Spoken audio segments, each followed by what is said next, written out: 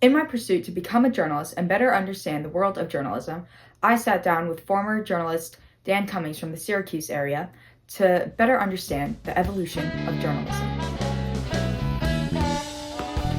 My first questions are just about, like your background. So tell me about yourself. Who are you? Okay, I am Dan Cummings, and that's my name. I'm 69 years old. I retired 4 years ago after a 45-year career in broadcast news. The first 8 years of that career were in radio news, local radio news in various markets, Rochester, Ithaca, Syracuse mostly.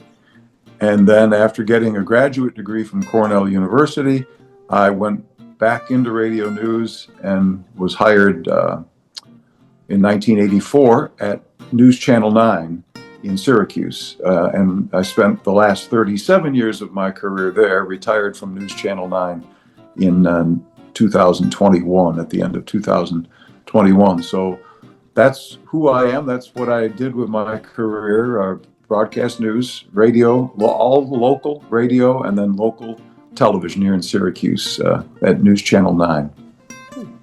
I'm also a father of two children in their 20s and the husband of a wonderful wife and mother of those children. Nice. So what made you get into journalism? Well, when I was still in junior high school, Isabella, I always listened to the radio. At that point, it was pretty much just local AM and FM radio. And I think I got the bug, as they say. I not only loved listening to music on the transistor radio and sports broadcasts, but also I got swept up into the news. My father was a professor at Cornell University for 35 years, and so he was also very interested in local affairs, national affairs, world affairs. We watched the news at the dining room table, and I just became absorbed in the idea of, frankly, at first I thought maybe I just wanted to be a music announcer or a disc jockey someday as a little guy. But then as I listened to the news, I realized that I definitely wanted to be the guy on the radio. I didn't even think of TV at the time. I wanted to broadcast the news to the world. Wanted to be one of those people who was able to be on the radio and announce news. And then my older brother went to Cornell himself, and he became involved in the local campus radio station when I was still in high school. But he would bring me home reams of the Associated Press wire copy, which was then all printed out, and I'd bring it home for me to practice reading the news in my bedroom and in my spare time. So I think I always really wanted to do what I ended up doing, which was be one of the guys, one of the people who would gather and report the news. So I just think it was an early obsession with mine that turned into a career. So during your career, what sort of stories did you ultimately cover? I covered everything, Isabella, because both in radio and in television, for really my entire career, it wasn't just me, but it's the way of the world. At least it was then, and I think it still is now to a large extent. I covered everything because I was what they call a general assignment reporter and anchor. I did a lot of anchoring of the news on News Channel 9. And when you're in radio or TV, you usually end up doing your fair share of radio. You're always anchoring as well as reporting. Usually, you're working for a small enough station, you're going to anchor and report. And I did that for radio.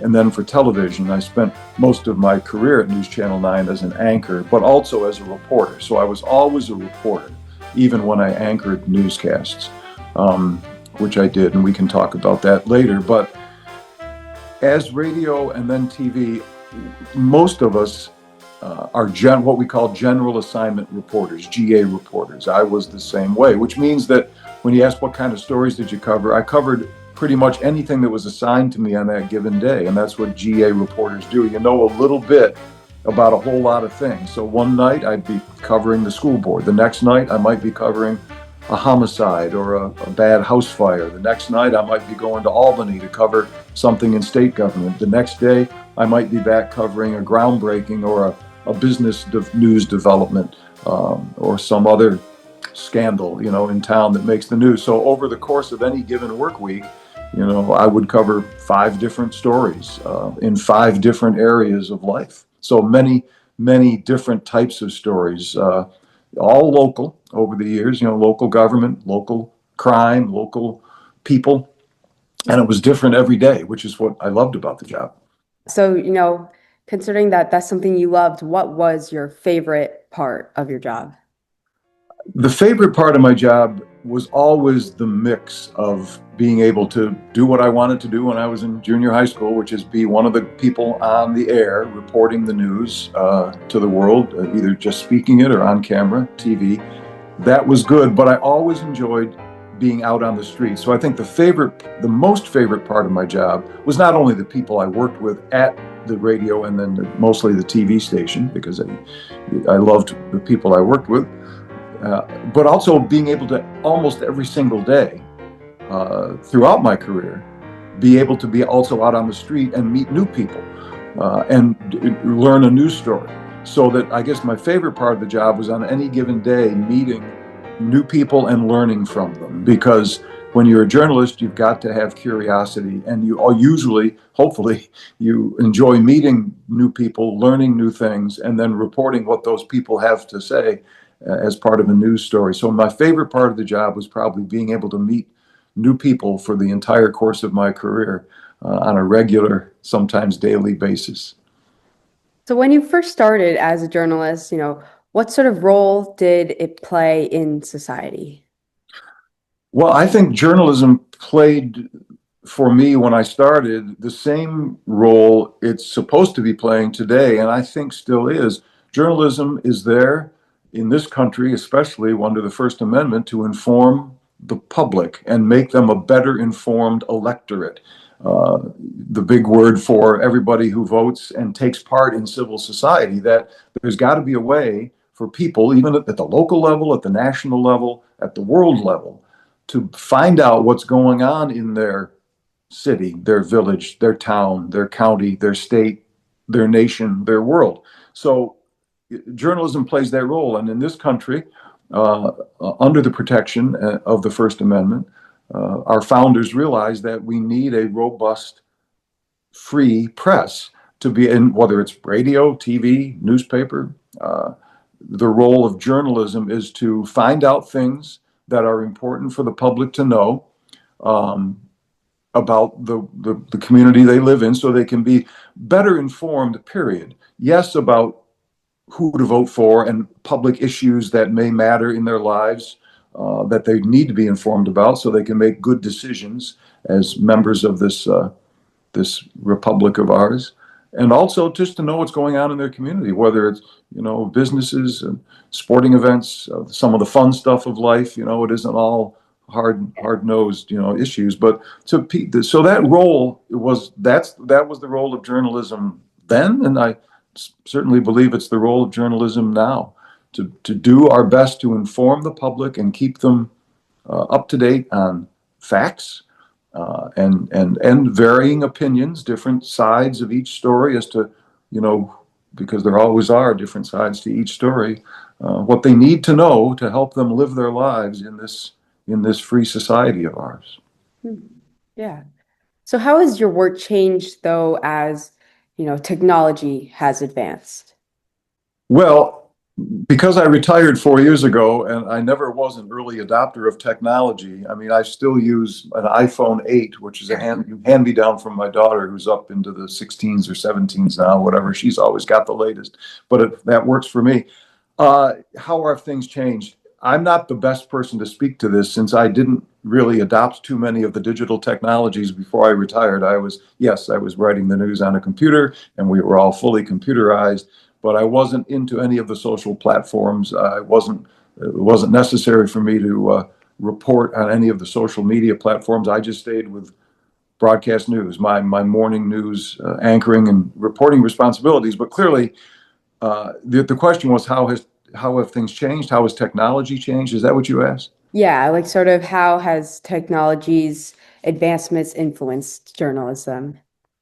They've influenced it in a myriad of ways, and in very impactful ways. Obviously, the ability of, and I guess the main thing that I could tell you, even though I've been retired a few years, I still consume news and I still am on this, and I'm talking to you on my iPad right now. Uh, I think the big thing for journalism is because there are so many ways now for people to become informed, other than watching Dan Cummings on the news every morning or waiting until the evening news when they get home from work, perhaps to turn on the news and see what went on that day when they were at work or in school. People come to their next newscast of journalism anyway, the way I did news. They're constantly informed. So I guess I'm struggling to put it in the most simple way that I think it's affected this business of journalism, because it's a 24/7 on-demand business now, where you can become informed at any minute throughout the day. That when you're doing real journalism, when you actually want to explain something that happened or take people more in depth, it becomes a responsibility of the journalist to make sure that when they're telling a story and reporting a story, that they go as deep as they can. Because I'm under the impression that the technologies of today, the social media technologies, the internet itself, which allows instant and immediate access to everything happening in the world moment by moment, that's fine and that's good to an extent. But what it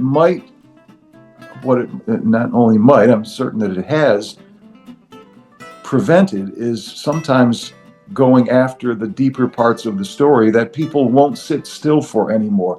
So let me just boil it down this way. I think these digital devices, our digital economy, the information age, which has gone, totally digital and immediate, has distracted us, and it has made our spans of attention splintered so much that I think today's consumers of journalism at any level, most of them don't perhaps have the attention span to pay attention for more than maybe a swipe at a time to what's going on.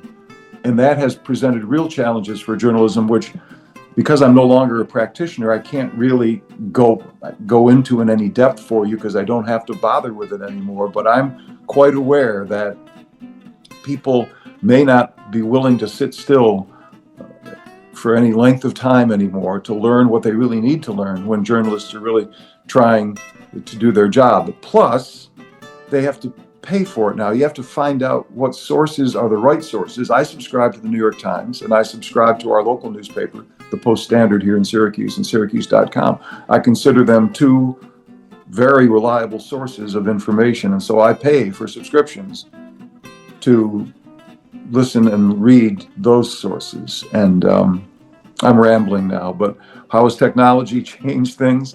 Not necessarily for the better, because it has made our attention spans very splintered, and it has also allowed people who have certain opinions to only go to the sources of news and information that support their existing opinions. And so sometimes they're not being as well informed as they should be. They're only sitting there in an echo chamber sometimes by reading their sources of news, which are sometimes heavily laden with opinion and facts that aren't facts sometimes. That's a long, rambling answer, Isabella. I'm sorry. No, I think that's great. I think the echo chamber is something that I've definitely talked to my dad about. He's definitely fostered this interest in journalism, and he's always given me like lots of news sources, that sort of thing. So then I think that brings me to my next question. How has journalism changed overall since you started working, and up until your retirement? How has it changed its role, especially now with social media, right? And people only consuming certain outlets, media, right? How has it changed? Well, that's a huge question. And I'm probably not the best person to give you a succinct answer, but I'll try. I'm not sure journalism has changed as much as the consumers of journalism have changed because of the technology. We live our lives entirely online now. And the ability to pick and choose from an endless number of sources, I think, has changed journalism, perhaps, in the form of a challenge to make people who practice the art of journalism, it has forced them to be more deliberate in the stories they choose to cover and in the manner in which they cover it, to make sure they're going in depth and that they are able to provide more than just a headline from the next swipe onto whatever source you're looking at, that you are being able to present yourself as a journalist and the organization you work for as a highly credible source of facts and real information that people can depend on. I think in the current environment of technology, that's more important than ever. And again, I'm not sure it's changed what journalism should be, but it has forced people who consume journalism, citizens, to pick and choose their sources carefully and only allow into their life via these platforms what they need to have to know that they're properly informed. I think that's probably about the best thing I can offer off the top of my head. Yeah. So what do you expect journalism, considering that we've had a lot of changes, what do you think it will look like in 10 years? I'm a little concerned only as an observer of the passing scene, because I read about artificial intelligence and the rapidity with which this technology is surging forward, that I'm concerned that in 10 years, a lot of journalism may have to fight what are referred to in some cases as deep fakes, or information that isn't the real information. It's been made up. It's been created by either bad actors or innocent actors who are victims of the technology themselves. There's been a lot written about artificial intelligence and the way it assists us in gathering information. Obviously, it's got its strengths, but I think, among its weaknesses and among the challenges it poses for journalism is that people are already, as you and I speak, having a difficult time figuring out what they're seeing. Is it real? Is it partially real? Is it an absolute fake?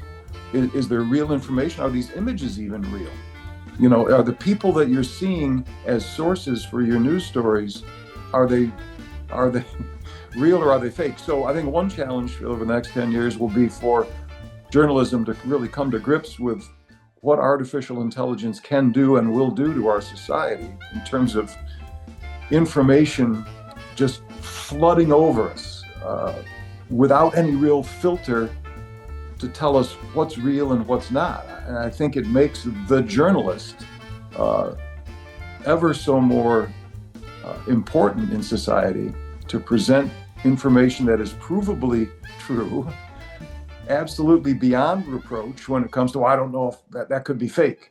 Well, you've got to be able to know the difference. And I have a concern that from what I've seen, what I've read, what I've followed in the news since I retired, that artificial intelligence and the continued march of information technology in an ever faster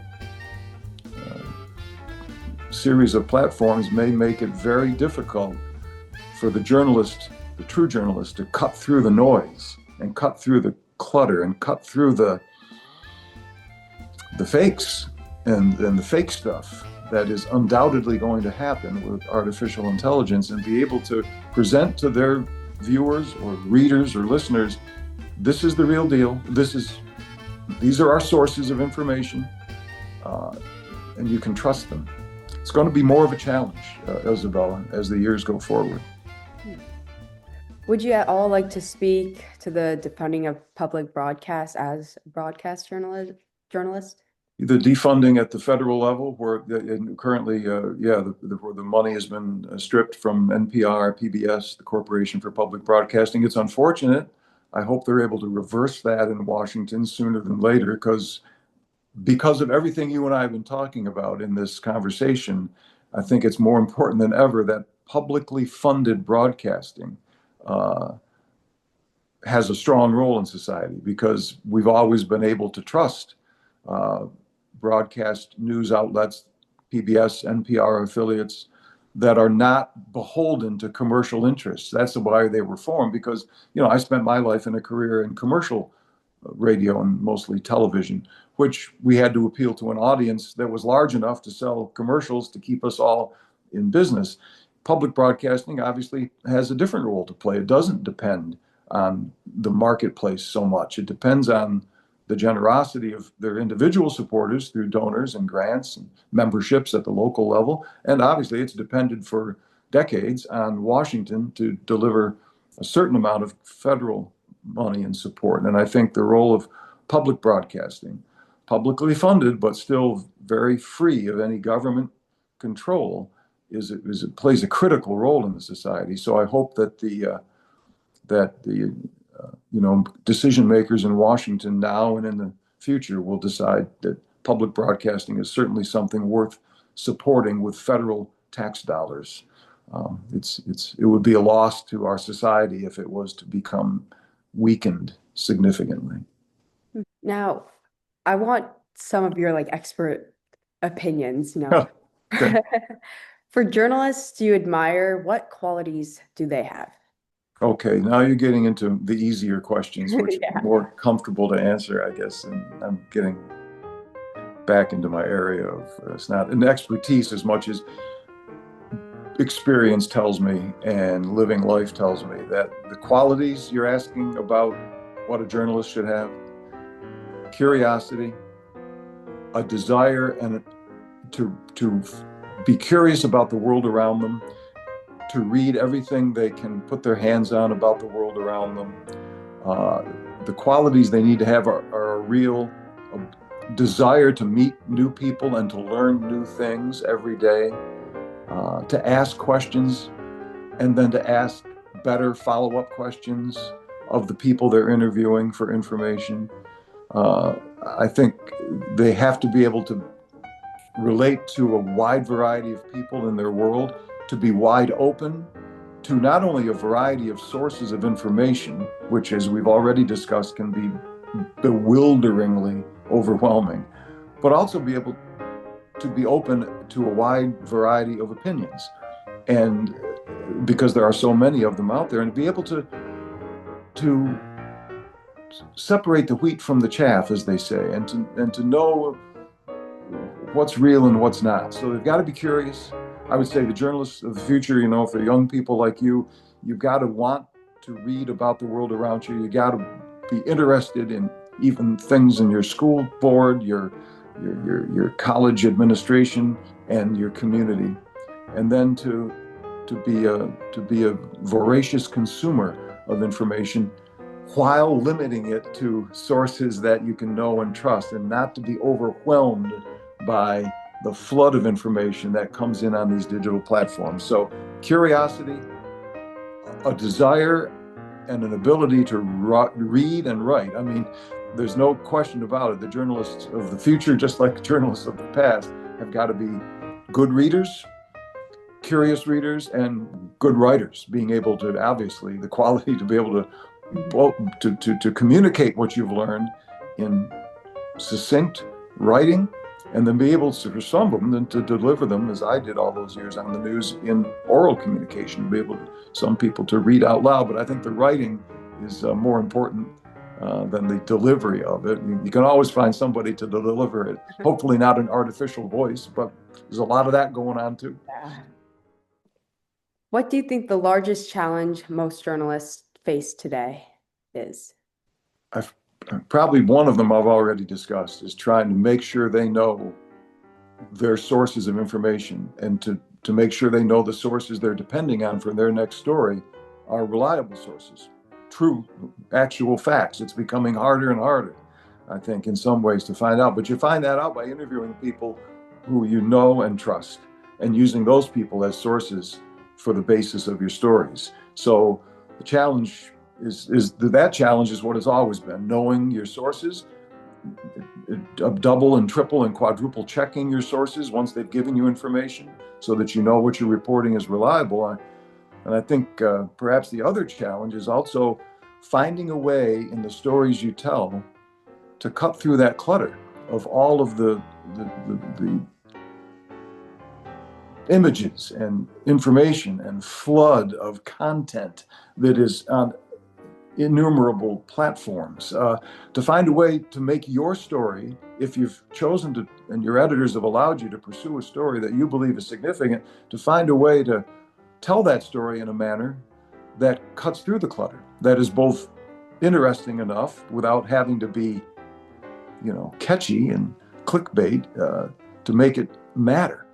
So the challenges are to make sure your sources are good, and then to find stories that need to be told. And the challenge is then to tell them in a way that you can cut through the clutter and reach people with the important information. Was that also a challenge for you when you first got in, or were there other challenges you had? When I first got in, that was never a challenge, because when I first got in, it was the good old days, which your dad can tell you about, maybe your grandfather. The good old days were when, in any market I worked in, there was one or two, or here in Syracuse at most, 3 television stations. 3. There were 2 newspapers. And those were the only sources of information. And when you went to and they only came on once or twice a day. And so people depended on those sources of information. They depended on Dan Cummings on News Channel 9, Peter Jennings on ABC, Walter Cronkite. They depended on their morning newspaper and then their afternoon newspaper.